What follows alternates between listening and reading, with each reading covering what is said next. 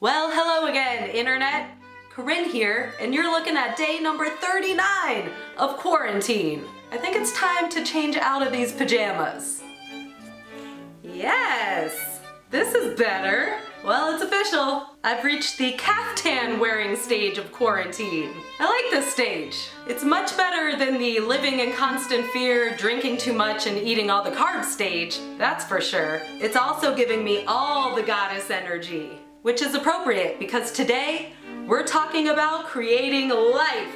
So let's get started, shall we?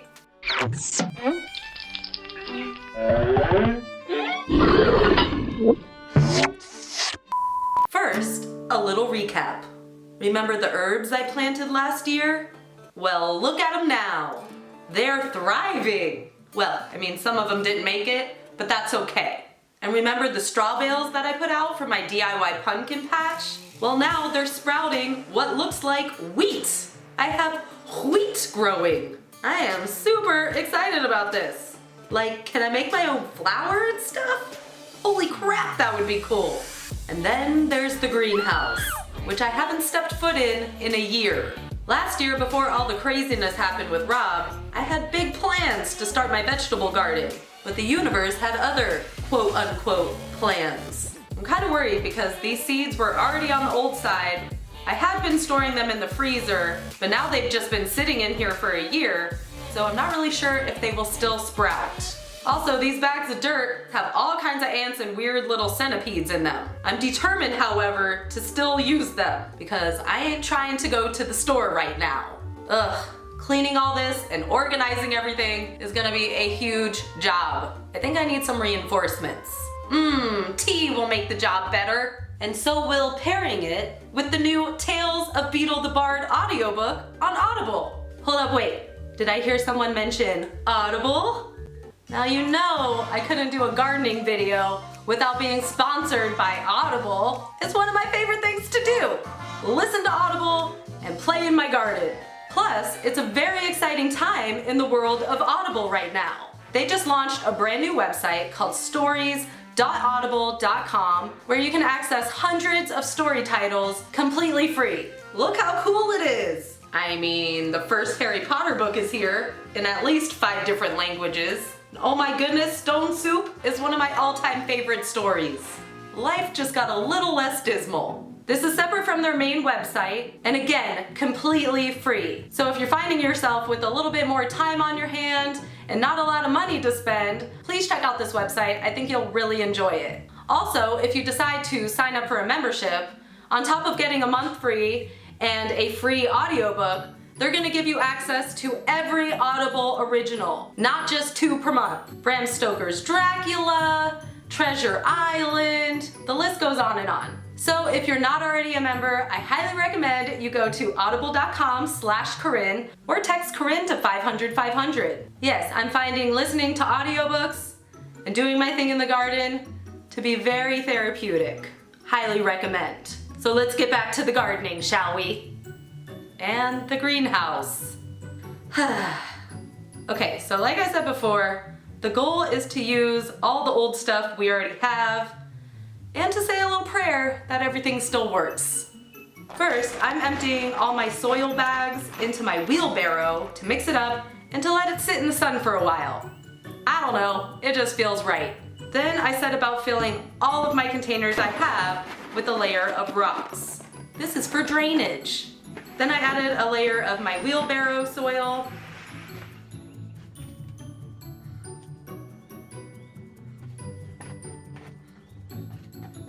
And then a layer of this compost/manure mix. And then I'm just mixing it all in there with my little shovel.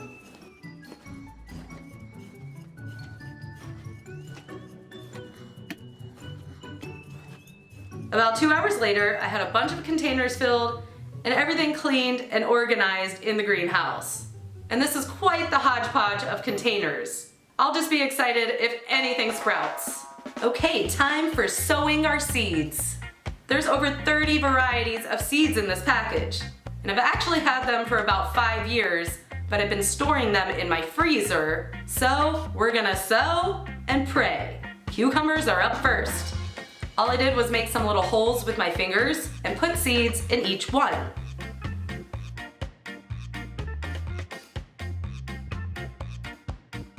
You can do it, little babies! Everything that had a larger seed, I sowed 1 seed per hole. Everything that has a teeny tiny little seed, I put a few in per hole, or kind of scattered and covered them, like how I like my hash browns. And now I have 27 varieties of seeds officially planted. After I watered everything though, I realized it was pooling in the middle of the table, and I don't like that. So I took all the pots off the table, gathered some old bricks, positioned them in the middle of the table, and then filled the cracks with some rocks. Rocks. Yes, this is much better. And now I'm exhausted. It's been a long day, but I'm really glad I got them all planted today because tonight is the pink supermoon.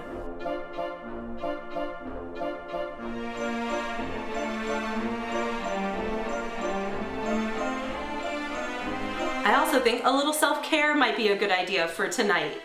I love a full moon tub. Ah, yes. Nice and relaxing. I'm gonna be here for a while, so I'll see you tomorrow. Good morning, world. Okay, so the first thing I have to do today is make little labels for the pots. So I went down to the greenhouse, took pictures of all the seed pouches, and then wrote them all down in my little gardening journal. I think it's important to keep a gardening journal. Helps keep you organized, write down when you planted stuff and when it sprouts. The tags were really easy. I just used an old piece of transparency paper that I cut into strips, folded in half, and wrote the names on. Gorgeous! Before I head all the way back down to the greenhouse though, I need to fill my watering can. As of right now, this is the only way for me to get water down there. I do have big ideas for a rainwater barrel drip irrigation system, but for right now, I have to do this the old-fashioned way. Okay, the labels look great. We've watered everything. We've said our little prayers, and now we wait. And wouldn't you know it, the first thing to turn up was the turnips. Look how cute they are.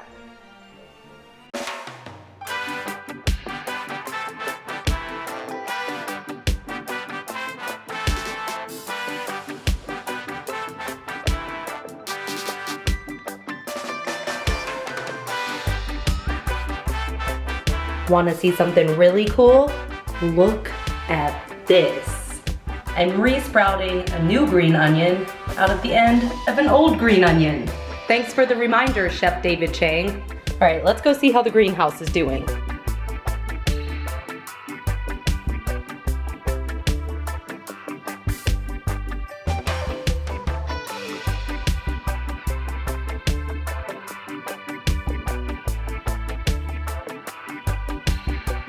Still waiting on some stuff to pop, but I'm beyond excited right now. Actually, I have a lot of different feelings. I'm proud, nervous, a little regretful. There's already some things I wish I had done differently, but this is how you learn. You can't be afraid to try something just because you don't know a lot about it.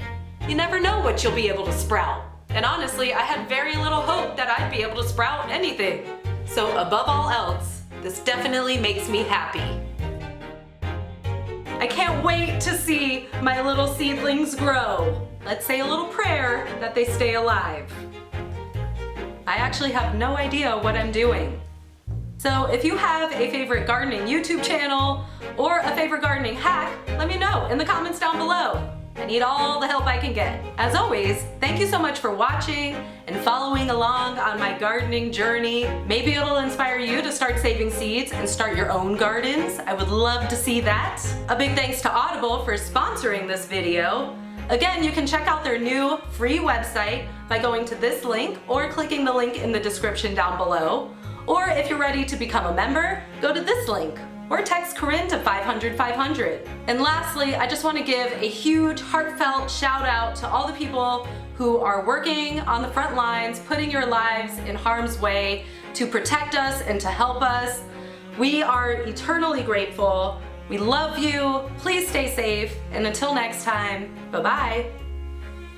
All right, my little planties. I'll see you tomorrow. But before I go, I want you to know that I love you all very much. I think singing to the seeds is good for them and not crazy, for the record.